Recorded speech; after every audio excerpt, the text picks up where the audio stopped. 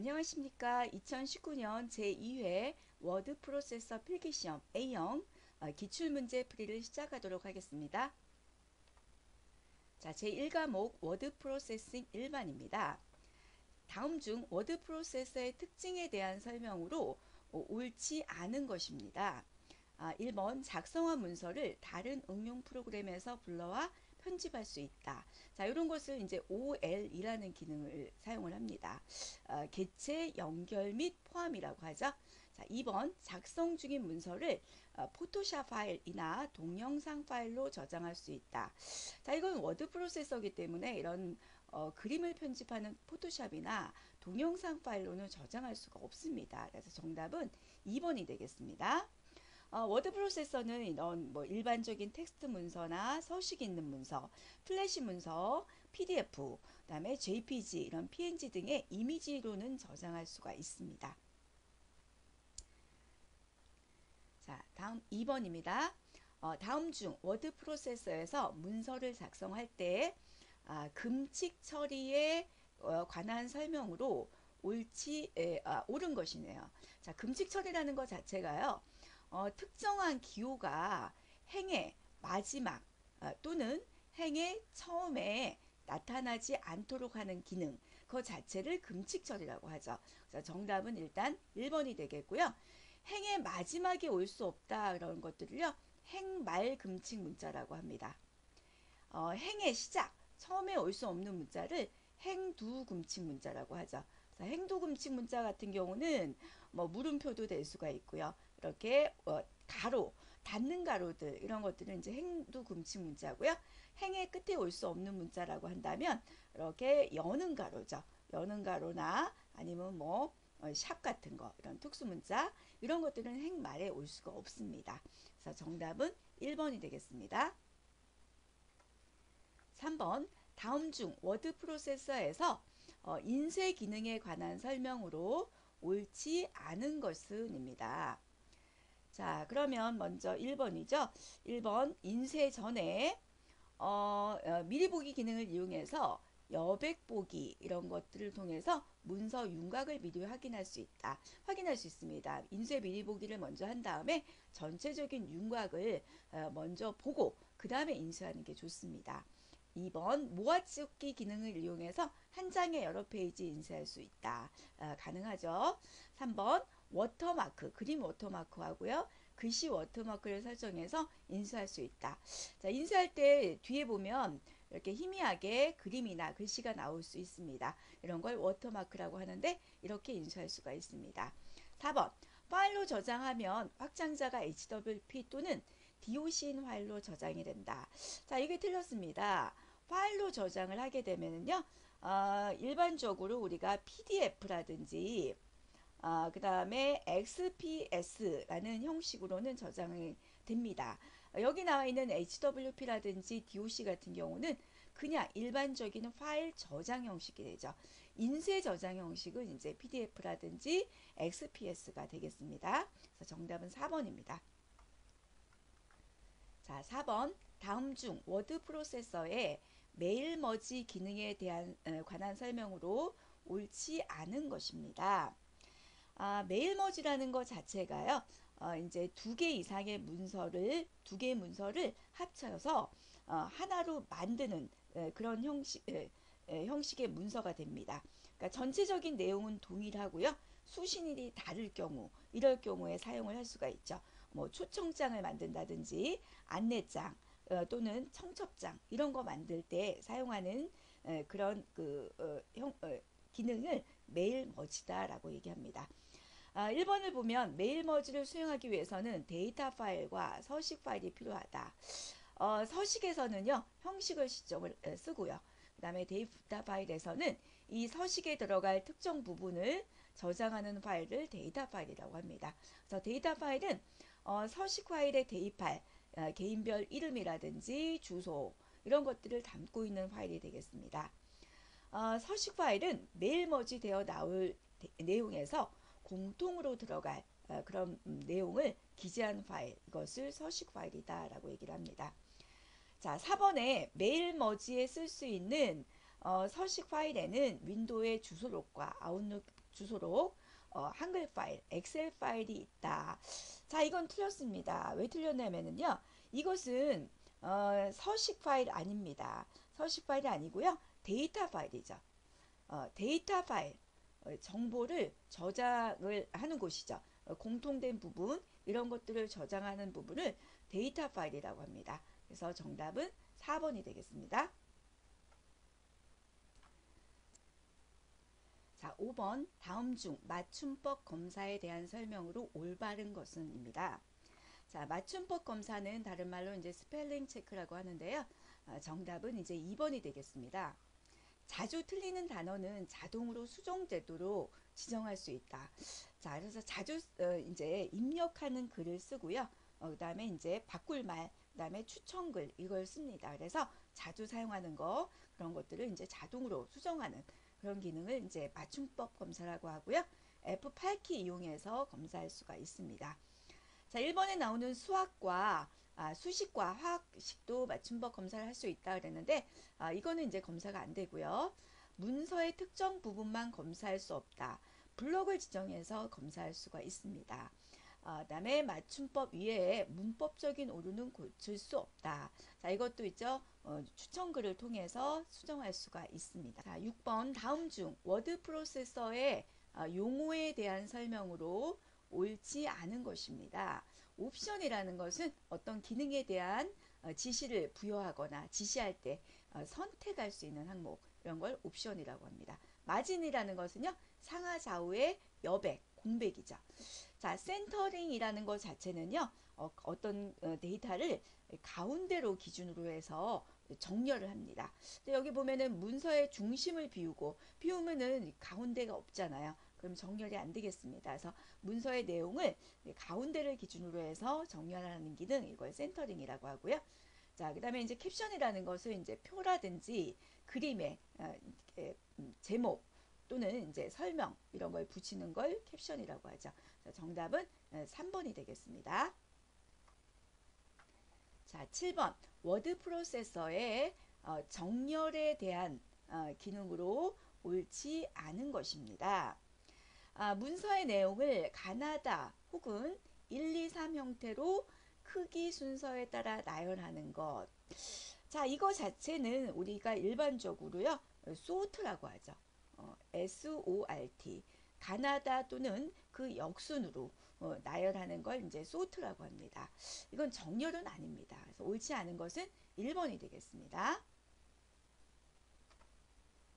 자, 8번 다음 중 워드 프로세서의 화면 표시 기능과 관련된 설명으로 옳지 않은 것입니다. 자, 눈금자를 사용하면 왼쪽 오른쪽 여백 내어쓰기 탭 설정 여부 표시할 수 있다. 자, 화면의 맨 위에 보면 이제 눈금자를 표시해 주고요. 이런 기호가 나오죠. 왼쪽 오른쪽 여백 들여쓰기 기호, 그 다음에 탭 설정 여부 지정할 수가 있고요. 그 다음에 상대 표시줄이라는 건 화면의 맨 아래 나옵니다. 커서가 있는 쪽 번호, 그 다음에 커서 위치, 삽입이냐 수정이냐, 그 다음에 자판 종류 이런 걸 표시해 주는 것을 상대 표시줄이라고 하고요. 그 다음에 문서를 작성할 때 화면을 상하 좌우로 이제 이동하는 거 스크롤이라고 그러죠. 위아래 또는 좌우로 이렇게 움직여 주는 걸 스크롤이라고 합니다. 4번 작업 화면에 표준 도구 모음에는 제어 상자, 제목, 창 표시달, 조절 단추가 표시된다 그랬는데요. 작업 화면에 표준 도구에는 일반적으로 뭐 기본 도구라든지 그다음에 이제 서식 도구 이런 것들이 있어요. 그래서 기본 도구 같은 경우는 기본 메뉴에는 뭐 주 메뉴가 있고요. 그 하위에 이제 리본 메뉴가 나옵니다.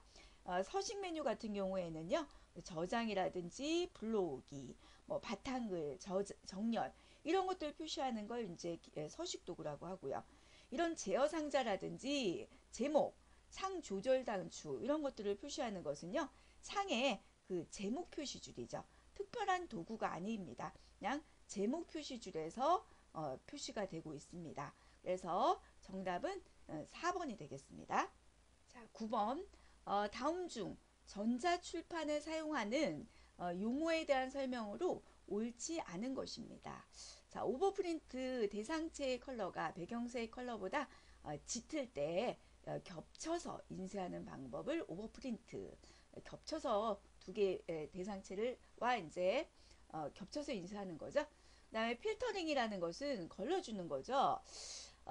그런데 여기 보니까는 정답은 2번이 되겠네요. 필터링이라는 것 자체가요, 어떤 작성된 이미지를 필터, 걸러내주는 겁니다. 기능을 이용해서 여러 가지 그런 형태의 새로운 이미지로 바꿔주는 거, 그런 것들을 이제 필터링이라고 하고요. 여기 나와 있는 뭐 그림에 제한된 색상을 조합하여 복잡한 색이나 새로운 색을 만드는 작업, 요거 자체는 지금 디더링에 대한 설명이 되겠습니다. 그래서 정답 2번이 되겠습니다. 자, 10번 다음 중 문서의 그 수정을 위한 교정부호의 표기법으로 옳지 않은 것입니다. 교정을 하네요. 그러면 문서의 내용과 혼돈되지 않도록 글자 색과 동일한 색으로 표시한다. 이게 틀렸습니다. 정답 1번이네요. 글자 색과 동일한 색으로 하게 되면 혼돈이 되겠죠. 그래서 글자 색과 다른 색, 다른 색을 사용해서 이제 수정하는 게 좋습니다. 만약에 이제 글자색이 검정색이다라고 한다면 빨간색이라든지 파란색 이런 것들을 이용해서 수정해 주는 게 좋습니다. 정답 1번이 됩니다. 11번 다음 중 아래의 보기 1 문장을 보기 2 문장으로 수정하기 위하여 필요한 교정 부호들로 옳은 것은 입니다. 보기 1 삶은 언제나 스스로 부딪혀 경험하고 도전하는 모든 사람에게 더 영광을 안겨준다. 자, 여기서 삶은에 보면 여기는 인생으로로 바뀌었죠. 이런 것은 삶을 인생으로 변경했습니다. 이런 건 이제 수정했다라고 하죠. 자, 그 다음에 여기 밑에 보면 모든 사람에게 되어 있는데 여기는 그냥 사람에게로 되어 있죠. 모든이 빠졌습니다. 이런 것은 이제 삭제가 된 거죠. 그리고 이제 더 큰 영광이라고 되어 있잖아요. 큰을 더 집어넣습니다. 삽입기호가 들어가야 됩니다. 그래서 정답은 2번이 되겠습니다. 자, 12번 다음 중 문서의 폐기에 관한 설명으로 가장 옳지 않은 것은 입니다. 정답 4번입니다. 폐기할 문서가 다시 필요할지에 대한 검토를 할 필요가 없다라고 되어 있는데, 자, 문서가 과거의 어떤 사례하고요, 더 재차 필요하게 되는 경향의 유무 이런 것들을 검토한 다음에 그런 다음에 이제 폐기를 해야 됩니다. 그래서 검토를 하고 그 다음에 폐기를 해야 된다. 그래서 정답 4번이 되겠습니다. 자, 13번 다음 중 문서 관리 시 확보해야 할 원칙에 대한 설명으로 옳지 않은 것은 입니다. 정답은요 3번입니다. 가능한 한 문서를 옮겨 적거나 세밀하게 기재하고 문서의 경유처는 최대한 모두 경유하게 한다라고 되어 있는데요. 문서가 이동되고 경유되는 곳은 되도록이면 줄여야 됩니다. 줄이고요. 지체 시간 이런 것들을 줄여서 신속하게 처리하는 그러한 원칙으로 문서 관리를 해야 됩니다. 그래서 정답은 3번이 되겠습니다. 자, 14번 다음에 설명하는 문서 정리 방법으로 방법을 나타내는 용어로 가장 적절한 것은 같은 카테고리의 문서를 한 곳에 모을 수 있다. 문서의 내용의 분류가 여러 개인 경우 상호 참조 표시가 필요하다. 문서가 소분류로 분류되어 구분되어 취급되는 경우가 많이 활용된다.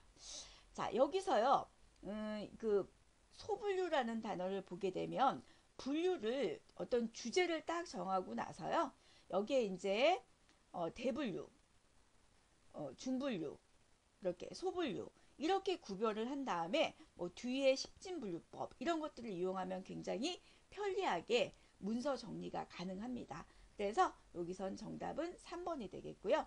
여기 나오는 뭐 지역별 같은 경우는요, 같은 지역이나 범위에 따라서 분류하는 방법이 되겠습니다.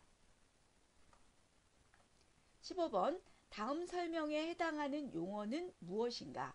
주문서, 납품서, 청구서 등 무역에 필요한 각종 서류를 표준화된 양식을 통해 전자적 신호로 바꿔 컴퓨터 통신망을 이용 거래처에 전송하는 시스템이다. 기존의 서류를 통한 업무 서류와는 달리 컴퓨터를 이용해서 사무실에서 빠르고 간편하게 업무를 처리할 수 있다. 기업 간의 거래 데이터 교환을 하기 위한 표준 포맷이다. 자, EDI입니다. EDI라는 것 자체가요, 어떤 일렉트로닉이거든요. 데이터 교환, 익스체인지입니다. 그래서 그걸 EDI라고 합니다. 그래서 전자적인 데이터 교환 방식, EDI에 대한 설명이 되겠고요. 요 ERP 같은 경우는요, 전사적 자원 관리라고 합니다. 회사의 모든 업무를 통합 관리하는 그런 시스템이 되겠고요. EDMS 같은 경우는요, 전자문서 관리 시스템입니다. 모든 그런 어떤 문서를요, 발생에서부터 소멸까지 통합 관리해주는 그런 문서 관리 소프트웨어입니다. CAS 같은 경우는 커머스 앤 라이트 스피드, 즉 광속 상거래입니다. 초고속 경영 종합 정보 시스템이 되겠습니다. 정답은 2번이 됩니다. 자, 16번 다음 중 공문서의 기한에 대한 설명으로 옳지 않은 것입니다. 자, 이거는 정답이 3번이 되는데요. 행정기관명을 표시할 때 다른 행정기관명과 동일한 경우 바로 아래 하급기관명을 함께 표시할 수 있다 그랬는데, 자, 하급기관명이 아니고요. 바로 위에다가 그 상급기관명 이것을 입력하게 되어 있습니다. 기한이라는 것 자체가요, 어떤 기관의 어떤 의사결정을 위해서 만드는 문서, 이런 걸 기한이라고 하고요. 전자문서를 원칙으로 합니다. 그래서 행정기관에서는요, 그 문서를 기한한 부서가 속하는 행정기관명을 표시해 주고요. 다른 행정기관명하고 동일할 경우에는 바로 위, 이런 상급기관명을 함께 표시할 수가 있다라는 것이 원칙이 되겠습니다. 그래서 정답은 3번입니다. 자, 17번 다음 중 글자 모양에 대한 설명으로 옳지 않은 것은 입니다. 자, 정답은 1번인데요. 아웃라인 글꼴에는 비트맵, 트루 타입, 벡터, 포스트 스트립, 스크립트, 오픈 타입 등이 있다 그랬는데요.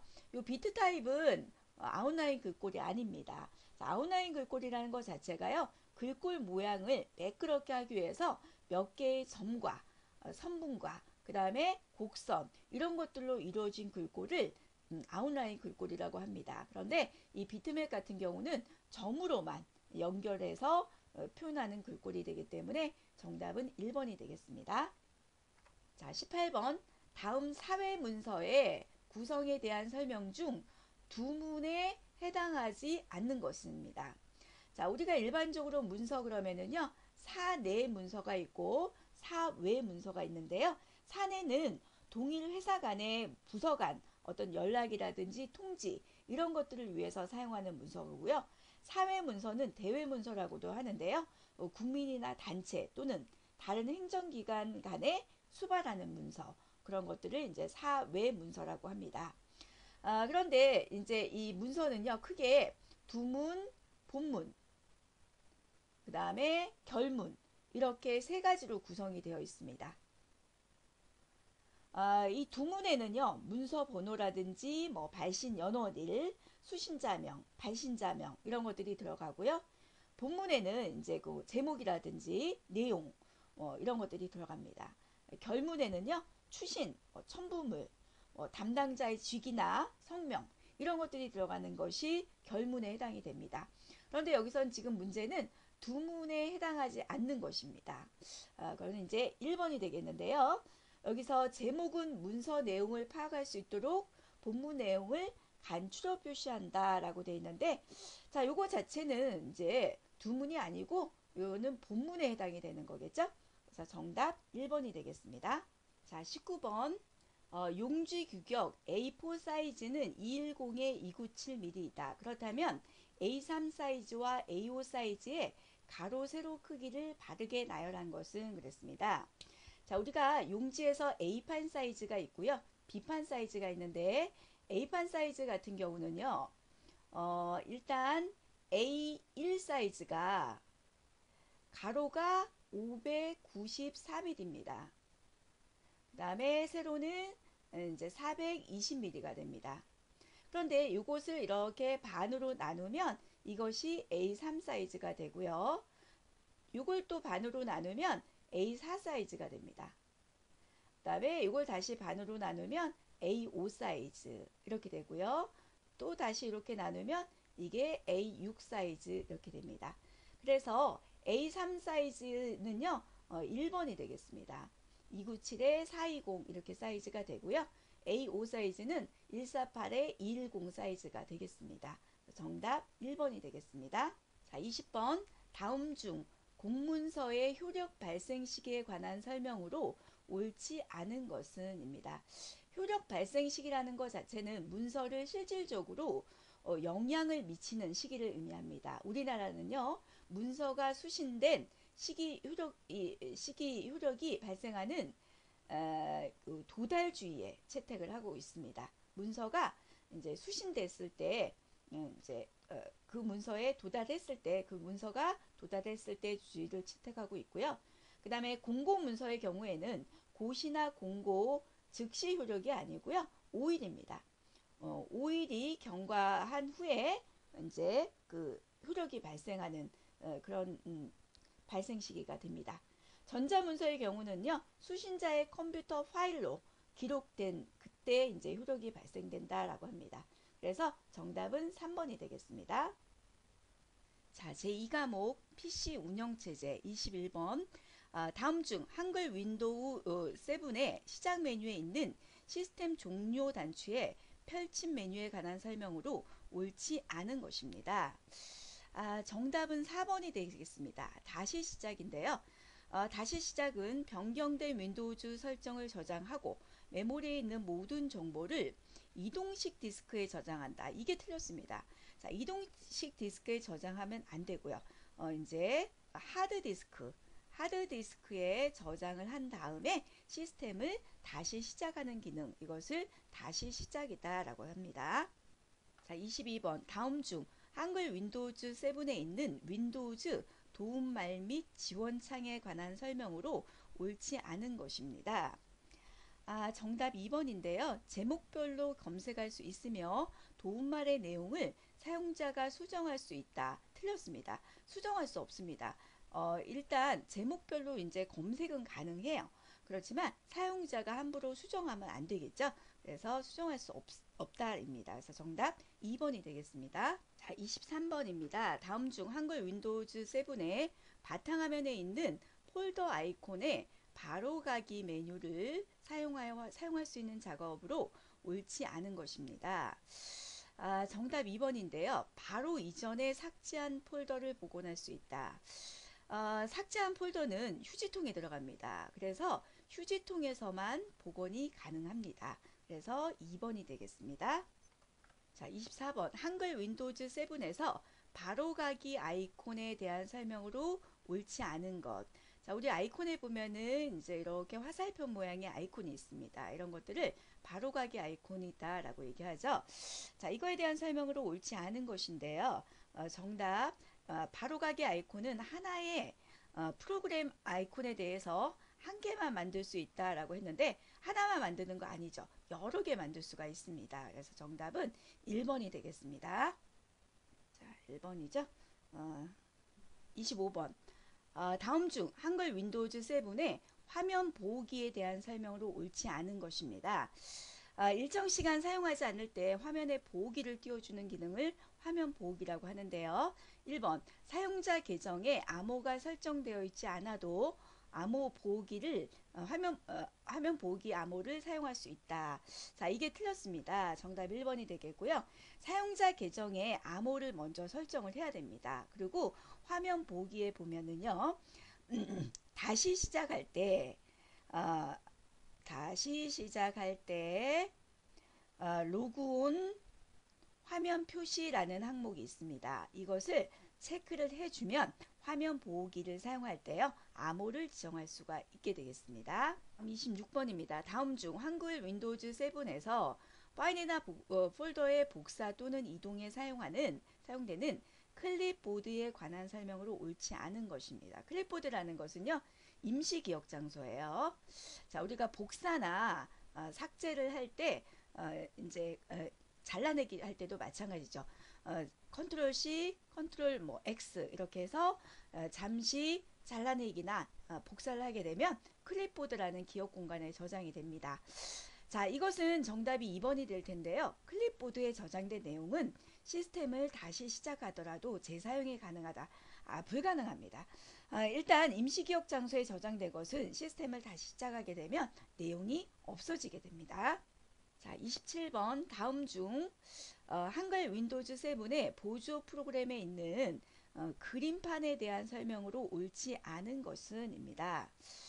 2번입니다. 편집 중인 이미지의 일부분을 삭제한 후 삭제하면 삭제된 빈 공간은 색 1, 정경색으로 채워진다 그랬는데 이 부분이 틀렸습니다.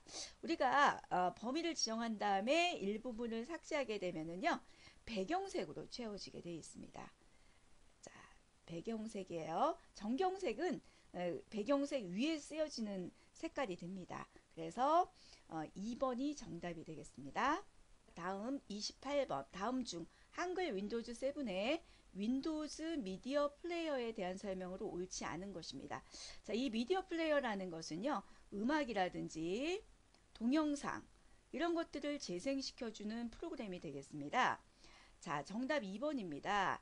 XLX, HWP, DOC와 같은 파일 형식의 문서를 열 수 있다 그랬는데요. 요거 XLX 같은 경우는 엑셀이라는 이제 오피스 프로그램이고요. 요 두 개는 이제 워드 프로세서입니다. 이런 워드 프로세서 같은 파일 형식은 이제 응용 프로그램인 워드 프로세서에서 불러올 수가 있고요. 이런 그 음악이나 동영상 재생 프로그램인 윈도우즈 미디어 플레이어에서는 재생할 수가 없습니다. 윈도우즈 미디어 플레이어에서는 여기 나와 있는 뭐 mp3라든지 아니면 뭐 MIDI, MIDI 그 다음에 뭐 AVI 이런 파일 형식을 지원을 해주고 있습니다. 자, 다음 29번 다음 중 한글 윈도우즈 7에서 프린터 설치에 대한 설명으로 옳지 않은 것입니다. 정답 4번입니다. 공유된 프린터는 기본 프린터로 설정할 수 없다 그랬는데 설정할 수 있어요. 공유 프린터도 기본 프린터 우리가 인쇄할 때 기본적으로 특별하게 지정하지 않아도 인쇄되는 프린터를 기본 프린터라고 하고요. 기본 프린터는 반드시 한 대만 설치할 수가 있습니다. 그런데 공유된 프린터 이것도 기본 프린터가 될 수가 있습니다. 정답 4번입니다. 자, 30번 다음 중 한글 윈도우즈 7에서 하드웨어 추가 또는 제거에 관한 설명으로 옳지 않은 것입니다. 자, 정답은요 4번입니다. 설치된 하드웨어 제거는 프로그램 및 기능에서 해당 하드웨어 드라이버를 제거하면 된다. 자, 이거 아닙니다. 우리가 이 프로그램 및 기능에서는요 소프트웨어적인 거 이런 것들을 추가하고 그 다음에 삭제할 수가 있습니다. 하드웨어에 대한 설치는 확인하는 곳이 여기 장치관리자라는 부분이 있고요. 여기에 이제 속성에서 이제 제거 가능하게 되겠습니다. 그래서 4번입니다. 자, 31번입니다. 다음 중 한글 윈도우즈 7의 윈도우즈 작업관리자 창에서 확인할 수 있는 사항으로 옳지 않은 것입니다. 실행 중인 응용 프로그램 목록 가능합니다. CPU와 메모리에 사용 가능합니다. 네트워크 이용률과 연결 속도 이것도 우리가 윈도우즈 작업관리창에서 확인할 수가 있고요. 프린터 등의 주변 기기 이런 사용 목록 이런 것들은 작업관리자에서 확인할 수가 없고요. 이런 프린터 등의 어떤 주변 기기 목록 이런 것들은요 하드웨어라는 탭이 있습니다. 여기서 확인할 수가 있습니다. 그래서 정답은 4번이 되겠습니다. 자, 32번 다음 중 한글 윈도우즈 7에서 프린터와 폴더의 공유에 대한 설명으로 옳지 않은 것은 입니다. 자, 1번 다른 사람이 공유 여부를 모르게 하려면 폴더의 공유 이름 뒤에 샵 기호를 표시한다 그랬는데요. 정답 1번이네요. 샵이 아니고요. 달러 기호입니다. 요 기호 대신에 달러 기호를 붙여주게 되면은 다른 사람이 공유 여부를 알 수가 없습니다. 그래서 정답 1번이 되겠습니다. 33번 다음 중 한글 윈도우즈 7에서 네트워크 연결을 위한 로컬 영역 연결 속성 창에 관한 설명으로 옳지 않은 것입니다. 자, 요거는요, 정답 2번이 됩니다. 네트워크의 기능 유형에는 라우터, 게이트웨이, 리피터 등이 있다 그랬는데 이거 아니죠. 자, 네트워크 기능의 유형에는요, 클라이언트, 클라이언트, 그 다음에 서비스, 그 다음에 프로토콜, 이렇게 3개 항목이 있습니다. 그래서 정답 2번이 되겠습니다. 자, 34번 다음 중 한글 윈도우즈 7의 인터넷 익스플로러에서 보기 메뉴의 하위 항목을 선택하여 할 수 있는 작업으로 옳지 않은 것입니다. 지금 여기 보면 이제 보기라는 메뉴가 이제 중요한 거예요. 자, 여기서 정답은 4번이 되겠습니다. 이 즐겨찾기 항목은요, 아예 즐겨찾기라는 메뉴가 별도로 존재합니다. 그래서 이 즐겨찾기라는 메뉴에서 이런 웹페이지의 목록, 이런 것들도 표시도 되고요. 그 다음에 추가도 할 수가 있습니다. 그래서 정답 4번이 되겠습니다. 자, 35번 다음 중 한글 윈도우즈 7의 시스템 도구 도구 프로그램에 대한 설명으로 옳지 않은 것입니다. 정답 3번입니다. 디스크 검사는 수행하면 불필요한 파일을 검색하여 삭제한다 라고 되어 있는데요. 이 디스크 검사라는 것 자체가요, 디스크를 어떤 디스크 내의 어떤 불량 섹터, 이런 것들을 검사하고 복구하는 기능입니다. 불량 섹터라는 거죠. 이런 것들을 복구하는 거지, 불필요한 파일을 삭제해서 검색해서 삭제하는 그런 기능이 아닙니다. 그래서 정답은 3번이 되겠습니다. 자, 36번 다음 중 한글 윈도우즈 7의 제어판에 있는 기본 프로그램, 이것을 이용하여 설정할 수 있는 내용으로 옳지 않은 것입니다. 자, 정답은 4번이 되겠는데요. 컴퓨터에 설치된 특정 프로그램에 대한 추가나 제거를 할 수 있다 그랬는데, 자, 이것은 제어판에 보면 프로그램 및 기능이라는 그러한 메뉴가 있습니다. 여기에서 추가나 제거를 하는 것이죠. 기본 프로그램이라는 메뉴에서 하는 것이 아닙니다. 그래서 정답은 4번이 되겠습니다. 37번 윈도우즈 7에서 시스템 이미지 만들기에 대한 설명으로 옳지 않은 것입니다. 자, 이 시스템 이미지 만들기라는 메뉴 자체는요, 현재 설치된 윈도우를 그대로 복제하는 그런 기능입니다. 제어판에 보면은요, 백업 및 복원이라는 메뉴가 있고요. 거기에 시스템 이미지 만들기에서 백업을 저장할 위치, 이걸 선택해서 만들어주면 되겠습니다. 그래서 여기서는 정답은 4번이 되겠습니다. 제어판의 복구가 아니고요. 제어판의 백업 및 복원이라는 항목에서 시스템 이미지 만들기, 이걸 선택을 해주시면 되겠습니다. 38번 다음 중 한글 윈도우즈 7의 보조 프로그램 중에서 메모장에 관한 설명으로 옳은 것은입니다. 자, 1번 그림이나 차트 등의 OLE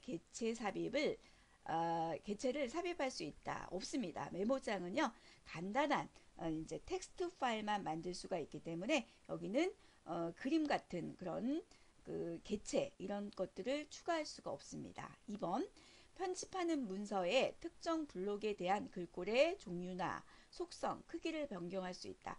특정 영역을 안 됩니다. 전체 영역에 대해서 글꼴 종류, 속성, 크기, 이런 거 변경할 수가 있습니다. 3번 자동 맞춤법과 같은 고급 기능을 제공한다. 이런 기능은 없습니다. 4번 서식이 없는 텍스트 형식의 문서만 열거나 저장할 수 있다. 정답 4번이 되겠는데요.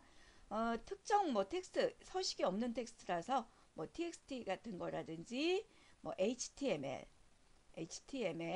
이런 형식들의 그런 문서를 작성할 수 있는 그런 파일이 메모장이 됩니다. 자, 39번. 다음 중 한글 윈도우즈 7의 작업 표시줄에 대한 설명으로 옳지 않은 것입니다. 작업 표시줄이라고 하면 바탕화면의 맨 아래쪽에 있는 이 부분을 작업 표시줄이라고 하죠. 자, 이 작업 표시줄의 위치를 변경하거나 크기 변경할 수 있는데요. 화면에 최대 2분의 1, 즉 50%까지만 변경이 가능합니다. 그래서 정답은 2번이 되겠습니다. 자, 마우스 포인터 갖다 대면 이렇게 화살표 모양이 나오고요. 쭉 끌어서 최대 50%까지만 늘릴 수가 있습니다. 자, 40번. 다음 중 한글 윈도우즈 7에서 네트워크에 이상이 있어 발생하는 문제라고 볼 수 없는 것입니다. 자, 네트워크를 통해서 다른 컴퓨터와 연결이 되지 않는 경우, 이런 건 네트워크에 이상이 있는 거죠. 네트워크에 로그온 할 수 없는 경우, 이것도 로그온이 안 되니까 네트워크에 문제가 있다라고 하죠.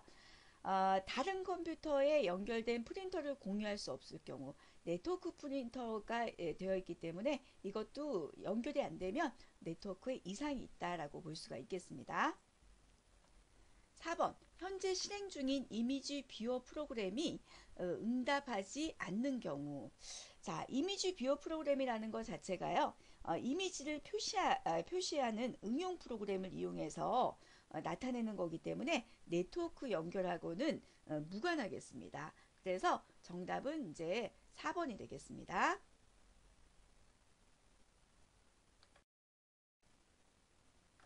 자, 제3과목 컴퓨터 및 정보 활용이 되겠습니다. 41번. 다음 중 컴퓨터의 발전에 대한 세대별 특징을 연결한 것으로 옳지 않은 것입니다. 우리가 일반적으로 컴퓨터 발전을 1세대, 2세대, 3세대, 4세대 이렇게 분류를 하게 되는데요. 세대별 어떤 시스템을 구축했냐에 따라서 이렇게 세대를 나누게 되어 있는데요. 1세대는 일반적으로 모든 그런 어떤 정보를 처리할 때 모았다가 일정 시점이라든지 일정 양 모았다가 처리하는 것을 일괄 처리 시스템이라고 합니다. 1세대의 특징이라고 보고요. 이 분산 처리 같은 경우는 여러 대의 컴퓨터를 네트워크로 연결을 해서 사용하는 분산 처리 시스템입니다.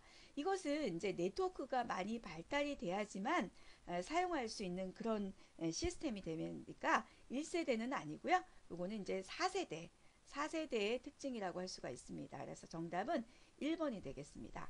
자, 2세대는요, OS 운영체제가 도입이 됐고, 고급 언어가 발달이 되고 있습니다. 3세대는요, 이제 CPU를 나눠서 사용하는 걸 시분화 시스템이라고 하죠. 그 다음에 이제 4세대는요, 개인용 PC, 컴퓨터 이런 것들이 막 개발이 됐고요. 마이크로 프로세서가 개발이 되는 그런 세대라고 할 수가 있겠습니다. 그래서 41번엔 1번이 정답입니다. 자, 42번. 다음 중 데이터의 표현 방식에 대한 설명으로 옳지 않은 것은입니다. 정답은요, 이 3번이 되겠습니다. 그레이 코드는 각 자리수에 고유한 값을 부여한 코드로 가중치 코드에 속하며 보수를 간단히 얻을 수 있다라고 했습니다. 자, 이 그레이 코드는 가중치 코드가 아닙니다. 그래서 일단 틀렸습니다. 그레이 코드라는 것 자체는요, 인접한 두 개의 값을 더해서 뭐 1, 0이다 라고 한다면 이걸 더해서 1 이렇게 만드는 코드가 됩니다. 그래서 두 개의 값을 합해서 내려 값을 구하는 그런 코드를 그레이 코드라고 하고요. 가중치 코드다라고 한다면은요, 이제 각 자릿수에 값이 있습니다. 8421 코드라든지 아니면 2421 코드라든지 각 자릿수에 이제 값이 있는 거죠. 1, 0, 0, 0 그렇게 되면은요, 1의 자리는 0, 2의 자리는 0, 3의 자리도 0, 네 번째 자리에 이제 8이라는 값을 부여해서 여기다 1 해가지고요. 전체 값이 8 이렇게 나올 수 있는 특정한 자리에 가중치 값을 부여한 코드 그런 걸 가중치 코드라고 하는데 그레이 코드는 이제 가중치 코드가 아닙니다. 정답은 3번이 되겠습니다. 43번. 다음은 무엇에 대한 설명인가? 키보드 없이 손가락 또는 전자펜을 이용해 직접 액정 화면에 글씨를 써서 문자를 인식하게 하는 터치 스크린 방식으로 터치 스크린 방식을 주 입력 방식으로 하여 프로그램을 실행할 수 있는 모바일 인터넷 기기는 했습니다. 자, 요즘 아주 많이 쓰는 PC가 되죠. 태블릿 PC입니다. 키보드 없이도요. 손가락으로 탁탁 쳐서 선택할 수도 있고요. 직접 이제 그런 문자를 인식할 수가 있습니다. 2번이 되겠고요. 이 HMD 같은 경우는 헤드 마운티드 디스플레이라고 해서 이렇게 안경처럼 이렇게 쓰는 거죠. 얼굴에다가 이렇게 안경처럼 이렇게 써가지고요. 머리에 착용합니다.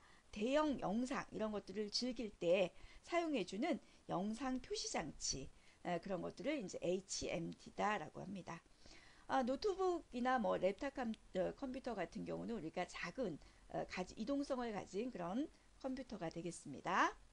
자, 44번 다음 중 아날로그 컴퓨터와 비교하여 디지털 컴퓨터의 특징으로 옳은 것은 입니다. 정답은 2번이 되겠는데요. 이 디지털 컴퓨터는요. 논리회로를 쓰고요. 프로그래밍이 필요합니다.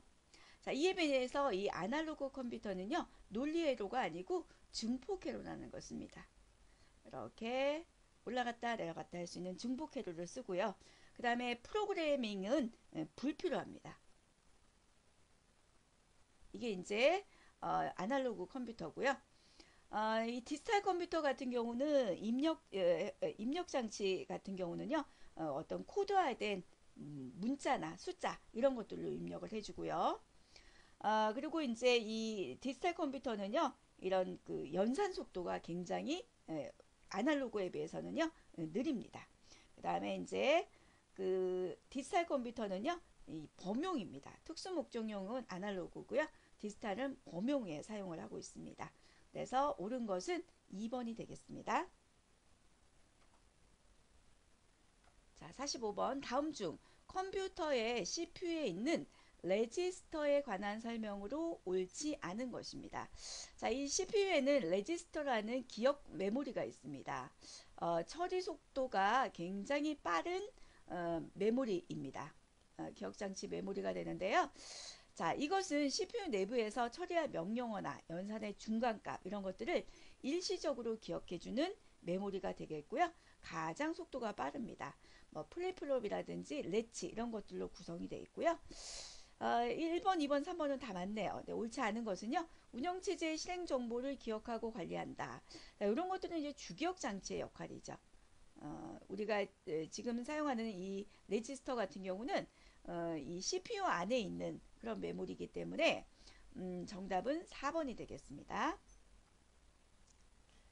자, 46번 다음은 CPU가 프로그램 명령을 실행하는 과정을 나타낸 것이다. 올바른 순서로 나열된 것은 어느 것인가 됐습니다. 가부터 바까지 기호가 있는데요. 일단 정답은 2번이 되겠습니다. 자, 우리가 컴퓨터 메모리에서 처리하는 절차를 보게 되면 이렇게 하드웨어에는요 각종 이제 운영체제하고요. 그 다음에 이제 응용 프로그램 이런 것들이 이제 저장이 되어 있습니다. 이 하드웨어에 있는 것을요 이제 메모리로 불러드립니다. 일단 주기억 장치라는 메모리로 불러드리고요. 여기에 이제 운영체제도 이제 불러드릴 수가 있고 각종 응용 프로그램 이런 것들을 이렇게 불러드립니다.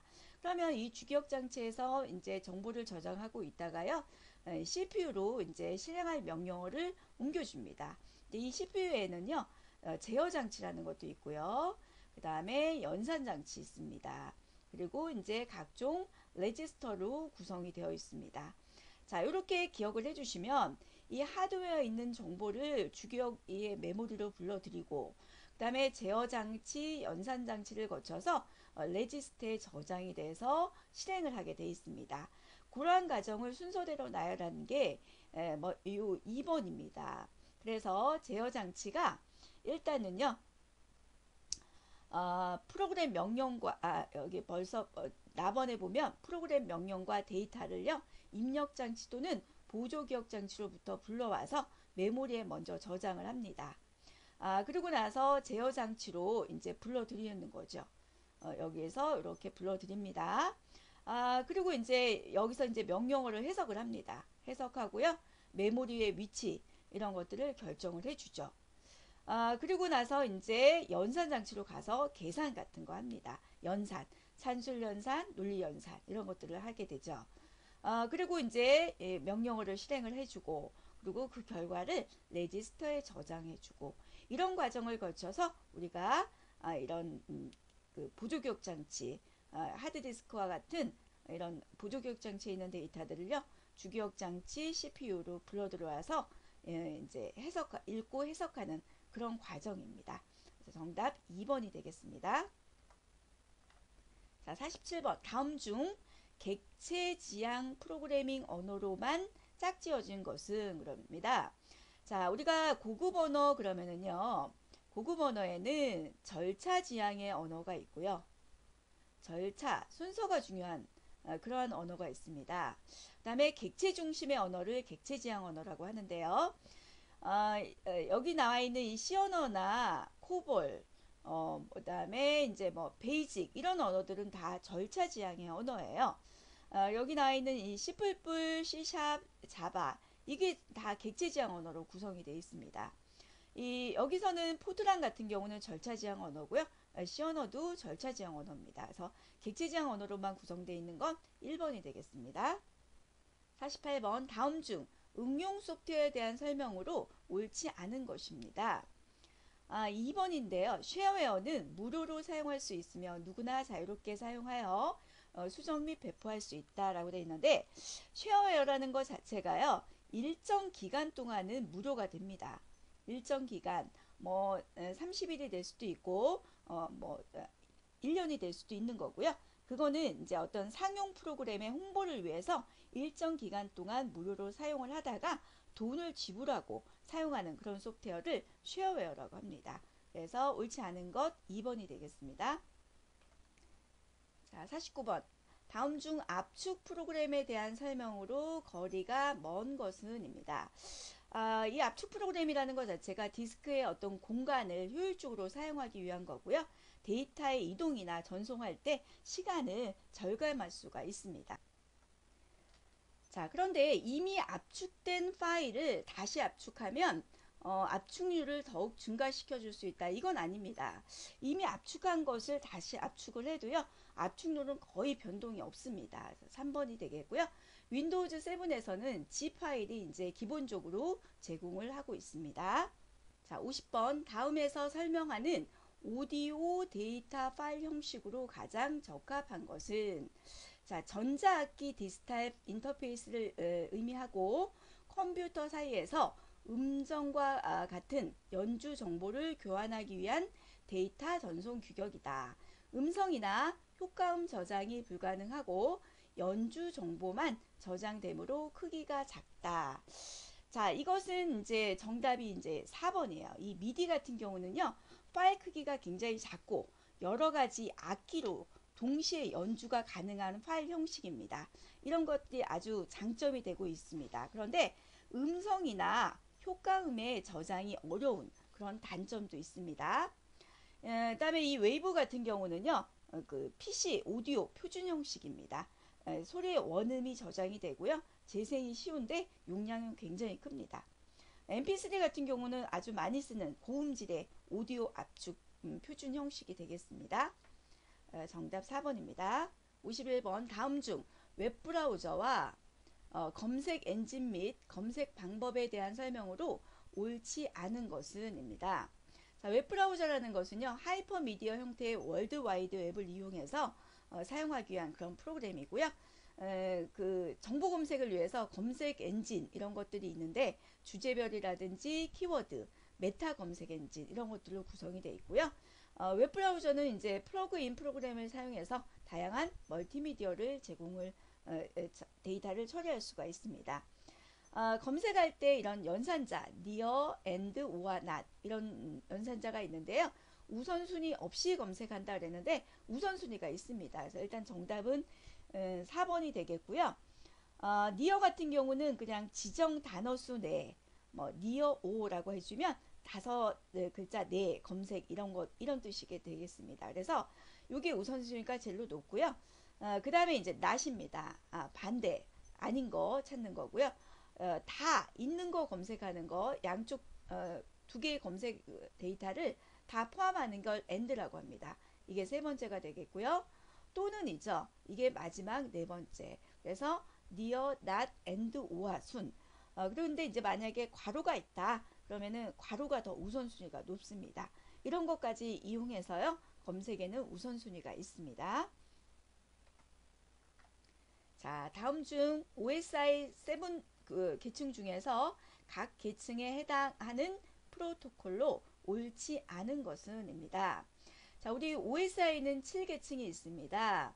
자, 우리 이렇게 외워주면 돼요. 물, 대, 내, 전, 세, 표, 이렇게 외우세요. 7글자 외워주면 되는데요. 물리계층, 데이터 링크, 네트워크. 자, 여기 1계층, 2계층, 그 다음에 3계층, 4계층, 5계층, 6계층, 7계층이 됩니다. 물대내 전세표 이렇게 외우세요. 물리계층, 데이터 링크 계층, 네트워크, 전송 계층, 세션 계층, 표현 계층, 응용 계층 이렇게 7가지가 있습니다. 각 계층에는요. 해당하는 프로토콜이 존재합니다. 그래서 그거에 옳지 않은 것인데요. 정답은 이제 3번이 되겠습니다. 이 TCP라는 프로토콜과 UDP라는 프로토콜은요. 요거는 이 전송 계층에 해당하는 프로토콜이 되겠습니다. 전송 계층에는요. 이 TCP 프로토콜하고 UDP 이게 가장 대표적입니다. 이건 두 개는 반드시 외워주시면 문제 풀기가 굉장히 좋습니다. 그래서 요거는 정답 3번이 되겠습니다. 자, 53번 다음 보기에서 설명하는 해킹 방법으로 옳은 것은 트러스터 관계가 맺어져 있는 서버와 클라이언트를 확인한 후 클라이언트에 DOS 공격을 하여 연결을 끊은 다음 공격자가 클라이언트의 IP 주소를 확보하여 서버의 실제 클라이언트처럼 패스워드 없이 접근하는 해킹 방법입니다. 자, 이런 방법을 이제 스푸핑이라고 합니다. 스푸핑은요, 그 하드웨어에 있는 이 맥이나 맥, 그 다음에 IP 주소, 이런 것들을 공격해서요, 속임을 써서 이용하는 그런 공격 방법을 스푸핑이다. 이렇게 얘기하고요. 스니핑 같은 경우는요, 원래 이제 냄새를 맡다라는 게 스니프라고 하는데요. 그 네트워크 주위를 막 지나가다가요, 그런 패킷을 엿보는 행위, 그런 것을 스니핑이라고 하고요. 세션 하이제킹 이런 것들은요, 세션 원래 가로채기라고 하죠. 가로채기 그래갖고요, 아이디나 패스워드를 몰라도요, 시스템에 막 접근을 해서 자원이나 데이터를 사용하는 그런 공격 행위가 됩니다. 자, 그리고 이제 크래킹 같은 경우는 어떤 특정 목표를 가지고 막 해를 끼치는 그런 행위들이에요. 계정을 탈취한다든지 프로그램을 조작하는 그런 행위들을 크래킹이라고 합니다. 54번 다음 중 제작자가 의도적으로 사용자에게 피해를 주고자 만든 모든 악의적 목적을 가진 프로그램 및 매크로, 스크립트 등 컴퓨터상에서 작동하는 모든 실행 가능한 형태의 악성 코드가 아닌 것은입니다. 웜, 트로이 목마, 혹스 이거 다 악성 코드예요. 자, V3은 정답인데요. V3 같은 경우는요. 악성 코드가 아니고 반대죠. 바이러스를 진단도 해주고 그 다음에 검사해주고 치료해주는 그런 좋은 프로그램 이것을 이제 V3이다 라고 합니다. 자, 정답 4번이 되겠습니다. 55번 다음 중 스마트폰의 보안 위협에 대처하는 방법에 대한 설명으로 옳지 않은 것은입니다. 자, 우리가 스마트폰을 많이 쓰기 때문에 어떤 공격들이 많이 있고요. 올바르게 사용을 해야지만 안전하게 이 스마트폰을 사용할 수가 있게끔 그렇게 하는 여러 가지 방법들이 있습니다. 여기서 이제 옳지 않은 것인데요. 3번입니다. 악성 코드 유포를 막기 위해 가급적 멀티미디어 메시지를 사용하고 블루투스 기능을 항상 켜놓는다 그랬는데 되도록이면 이 멀티미디어 메시지에는요 여러 가지 뭐 하이퍼링크 주소도 들어가고요. 그 다음에 뭐 링크 그 이미지 같은 것도 들어가고 이러기 때문에 멀티미디어 메시지입니다. 그래서 여기에 각종 악성 코드를 같이 연결시켜 줄 수가 있습니다. 그래서 멀티미디어 메시지는 가급적 자제하는 게 좋고요. 블루투스 기능 같은 경우는 근거리에 있는 단말기를 연결해서 사용하는 기능입니다. 근데 사용할 때는 켜놓고요. 이제 사용하지 않을 땐 꺼놓는 게 좋겠죠. 그래서 정답은 3번이 되겠습니다. 26번 다음 중 정보 보안 기법으로 사용되는 방화벽에 대한 설명으로 옳지 않은 것입니다. 자, 방화벽이라는 것은 이 내부망이 있고요. 그 다음에 외부망이 있어요. 여기는 내, 여기는 외입니다. 요 중간에 이제 방화벽이라는 걸 설치를 합니다. 그래서 이 방화벽 자체는요, 소프트웨어적인 기법도 있을 수가 있고요, 하드웨어적인 기법도 있습니다. 그래서 이런 외부에서 어떤 불법적인 그런 해킹으로부터 내부망을 보호하고자 하는 것을 방화벽이다라고 얘기하죠. 자, 그런데 이 방화벽을 통해서 들어오는 외부는 이제 막을 수가 있지만 이 내부의 어떤 그런 정보 유출은 막을 수 없는 그런 단점이 있습니다. 그래서 옳지 않은 것은요, 3번이 되겠습니다. 이 내부의 어떤 불법적인 행위 이런 것들은 이제 막을 수 없다는 그런 단점이 있다고 했습니다. 57번 다음 중 정보통신기술 ICT에 대한 설명으로 옳지 않은 것은 입니다. 자, 증강현실, RFID, 메시업, 텔레매틱스 네 가지의 설명을 하고 있는데요. 정답은 4번입니다. 자, 텔레매틱스라는 것 자체는요, 텔레커뮤니케이션하고 인포매틱스의 합성어가 됩니다. 그래서 무선통신 기술이 있고요. 여기에 이제 GPS 이런 기술을 이용해서요, 그것을 결합한 다음에 자동차 또는 운송 장비 안에서 다양한 어떤 이동통신 서비스를 제공하는 기술, 그것을 이제 텔레매틱스라고 합니다. 그래서 차 안에서 외부의 정보를 수집해서 제공하는 것입니다.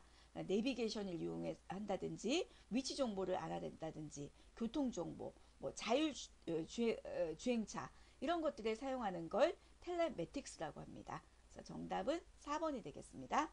자, 58번 다음 중 모바일 기기의 기능에서 테더링에 대한 설명으로 옳은 것은 입니다.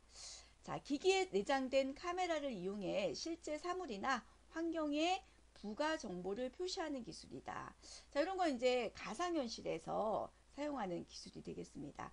가상현실은 이제 증강현실 그런 세계도 표현할 수가 있고요. 자, 2번 인터넷에 연결된 기기를 활용해 다른 기기에서 인터넷 접속을 가능하도록 하는 기술이다. 이런 기술 자체를 이제 테더링이라고 하죠. 나의 핸드폰에 있는 어떤 기능들을요, 다른 기기에서 연결해서 이제 뭐 사용할 수 있도록 그런 기능을 테더링이다라고 하죠. 3번 인공위성 위치 정보 신호를 수신하는 기술이다. 이런 게 이제 GPS죠. 4번 근거리에서 데이터 무선 통신을 가능하도록 할 수 있는 기능. 이런 걸 가까운 거리다 그러면 이제 블루투스 이런 기능들이 있습니다. 정답 2번이 되겠습니다. 59번 다음 중 전자우편에 대한 설명으로 옳지 않은 것은 입니다. 전자우편의 송신을 담당하고 다른 사람의 계정이 있는 곳으로 전송하는 프로토콜은 IMAP이다. 자, 이게 틀렸습니다. 정답 1번이고요. 전자우편의 송신을 담당한다. 이게 이제 보낸다라는 뜻이죠. 보내고 받는 겁니다. 그래서 전송하는 그런 프로토콜 같은 경우는요, SMTP라는 프로토콜이 있어요. SMTP, 메일 트랜스퍼 프로토콜이라고 해서요, SMTP가 이제 전송하는 프로토콜이 되고요. IMAP 같은 경우는요, 요거는 이제 메일 서버에 이메일을 저장해서 가져오는 그런 프로토콜이 됩니다. 대표적으로 우리가 이제 전송하는 프로토콜은 SMTP를 쓰고요. 수신하는 그런 수신 프로토콜에는요, IMAP 하고요. 그 다음에 POP라는 프로토콜이 있습니다. 이 두 개를 많이 쓰는데, 뭐 IMAP 같은 경우는 이제 메일 서버에 이메일을 저장해서 가져오는데, 메일을 분실할 염려가 없습니다. 메일 용량이 제한적이다라는 거죠. 네, 팝 같은 경우는요. 이것도 마찬가지로 이제 메일 서버에 이메일을 가져오는 프로토콜이에요. 서버에 저장할 것인지를 이제 선택을 합니다. 네, 메일 용량은 제한이 없고요. 오프라인에서도 이제 확인할 수 있다라는 장점이 있습니다. 정답 1번이 되겠습니다. 60번 다음 중 아웃룩 2007에서 전자메일에 대한 규칙 및 알림 설정에 대한 설명으로 옳지 않은 것입니다. 정답은 4번입니다. 받은 사람란에 내 이름이 없을 경우 메시지를 삭제할 수 있게 지정할 수 있다 그랬는데 받는 사람란에 내 이름이 없으면 메시지를 일단 받을 수 없고요. 거기서 이제 메시지를 삭제할 수 있는 기능이 없겠습니다. 그래서 정답은 4번이 되겠습니다. 자, 이것으로 2019년 제2회 워드 프로세서 기출문제 해설 강의를 마치도록 하겠습니다. 수고하셨습니다.